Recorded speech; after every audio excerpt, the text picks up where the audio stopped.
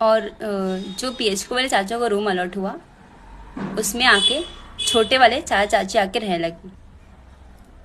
अब उनके बच्चों ने यहाँ पढ़ाई लिखाई करी। एक बुआ की लड़की भी आके रहती थी, उसने भी पढ़ाई लिखाई करी। ठीक है, पढ़ने के लिए पापा ने उनको रखा अपने पास। अब जो पापा को रूम अलॉट था उसमें पीएचको वाले चाचा रहते थे, और जो उनको रूम अलॉट हुआ उसमें आके ये वाले रहते थे, ये छोटे चाचा जी। और जो गांव वाले चाचा हैं उनका परिवार रायपुर में रहता था। और गांव वाले चाचा जो पंडिताई करते हैं वो वहाँ पे पंडिताई करते थे, और उनका पूरा परिवार रायपुर में रहता था।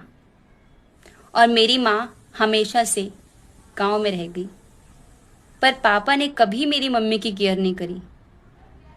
पापा कितना पैसा कमाते हैं, कहाँ रखते हैं, किसको कितना प्लॉट दे रखे हैं, किसके नाम पे कितना प्लॉट दे रखे हैं, मेरी मम्मी को कोई नॉलेज नहीं है। मेरे पापा ने कभी मेरी मम्मी के हाथ में 1 रुपए नहीं रखे। मेरी मम्मी मुझे बताती है, कभी जीवन में 1 रुपए नहीं दिया मेरे बाप ने। जब पापा कभी भोपाल से गांव जाते थे और मम्मी कपड़े धोती थी और पापा के जेब से कभी 5 रुपए मिल जाएं, तो पापा को पता चलता था, तो पापा बहुत मारते थे मम्मी को।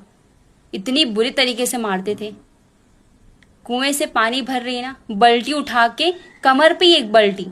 सोचो कितना दर्द होता था मेरी मम्मी को, कितना बुरा बुरा तरीके से मारा है मेरी माँ को। देखो इतनी बुरी हालत हो गई है मेरी मम्मी की।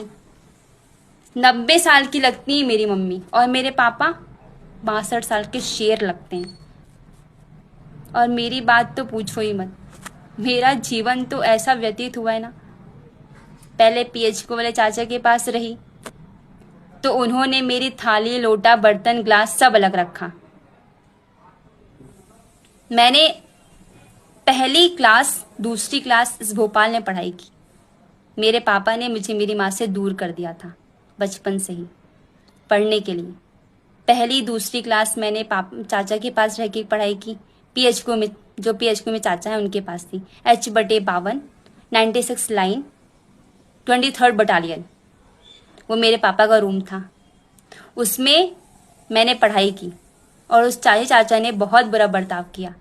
फिर हो जाता है 2003 में मेरा एक्सीडेंट। मेरी मम्मी मुझे लेने आ जाती है।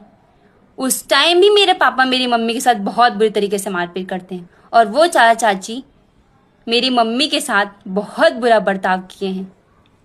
मेरी मम्मी के लिए ना, मेरी मम्मी को खाना तक नहीं देते थे। रात को 3 बजे उठ के मेरी मम्मी गोबर उठाने जाती थी। मेरी